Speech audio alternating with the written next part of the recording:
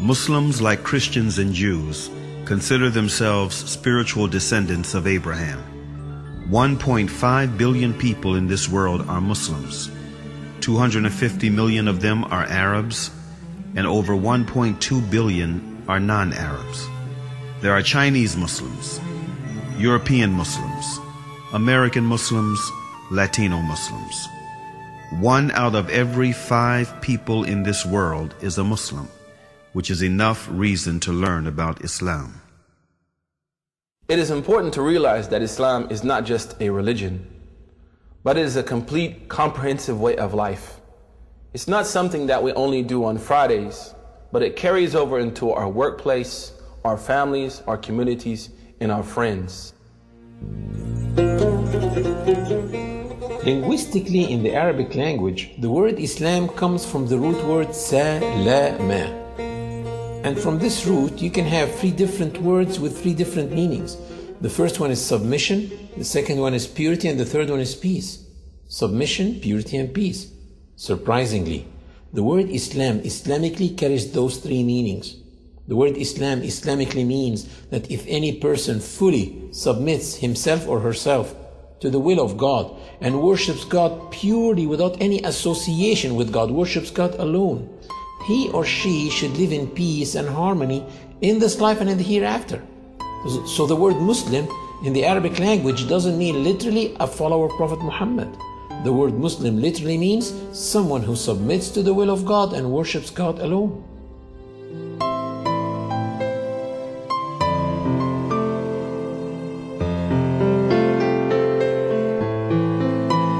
Muslims feel they are in harmony with the universe because the Quran mentioned several times that everything around them is submitting to the law of God and worshiping Him, while they are also worshiping and submitting to God. Do you not see that Allah is the one who is praised by all those who are in the heavens and in the earth? The very birds praise Him as they wing their flight. Each one knows its prayers and how to praise Him, and Allah has full knowledge of all their actions. The Quran stresses on the point of living in a worshiping universe, wherein every single being worships God in its own way, which may not be comprehended by man.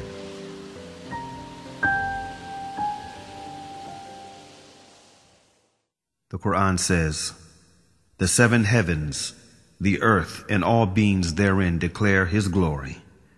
There is not a single thing that glorifies Him with His praise, but you do not comprehend their hymns of His glory." These verses become very inspiring for me when I hear the birds twittering early morning or at sunset. I say, oh my God, can this be their 2 prescribed times of prayer? Or when I go to the lake and I see the ducks swimming in a V shape like that, I say, can this be a congregation prayer that they do? And this duck in the front, can it be the Imam duck? I look at the creation like musicians in a concert. Each one is playing one instrument, but at the end, all of them are contributing to the same tune. The universe is in harmony.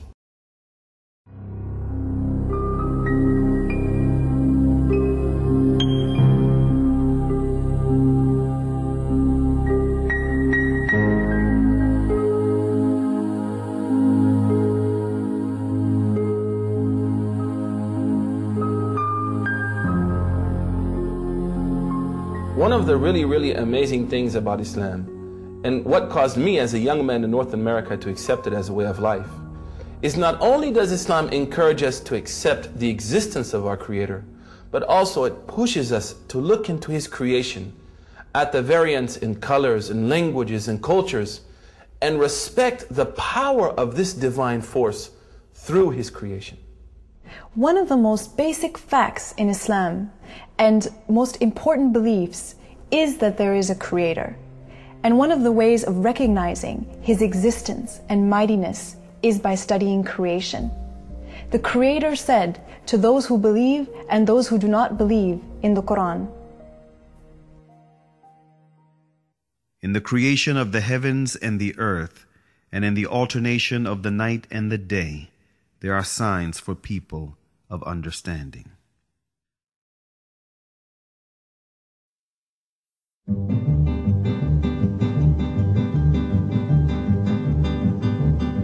After deep thinking, many ancient and modern philosophers reached the fact of the existence of a supreme being who created this universe and is maintaining it continuously.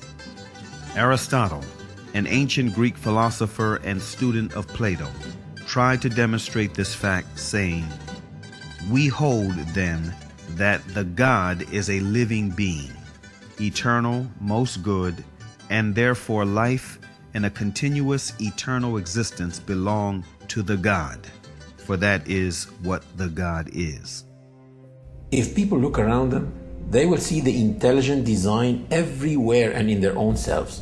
Take the eye as an example. The light reflects on the object and then reflects on our eye retina, where it is transferred into pulses to a place in the brain called the center of vision.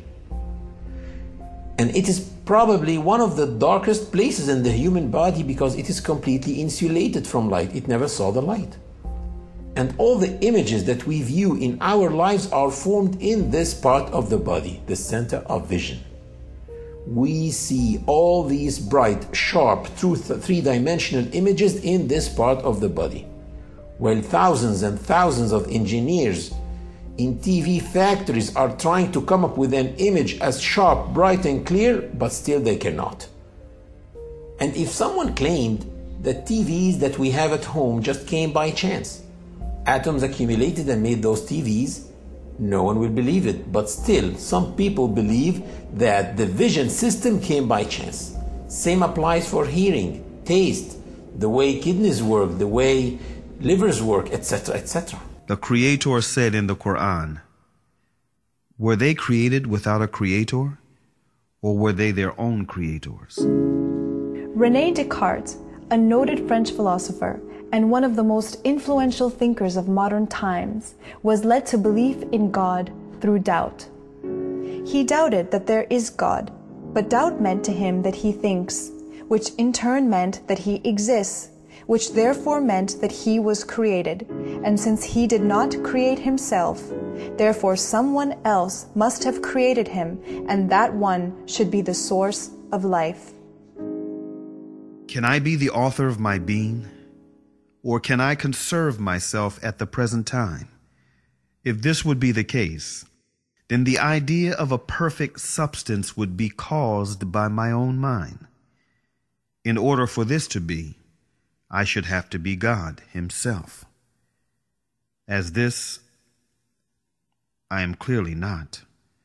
Infinity is before finitude. Immanuel Kant, one of the most influential thinkers of modern times, who is regarded as the last major philosopher of the Age of Enlightenment, was impressed by all the variations, numerations, and synchronizations in this world that make the existence of an omnipotent supreme being a fact. This present world presents to us so immeasurable a stage of variety, order, fitness, and beauty. Whether we follow it up in the infinity of space or in its unlimited division, that even with the little knowledge which our poor understanding has been able to gather, all language, with regard to so many inconceivable wonders, loses its vigor, all the numbers their power of measuring, and all our thoughts their necessary determinations, so that our judgment of the whole is lost in a speechless but all the more eloquent astonishment.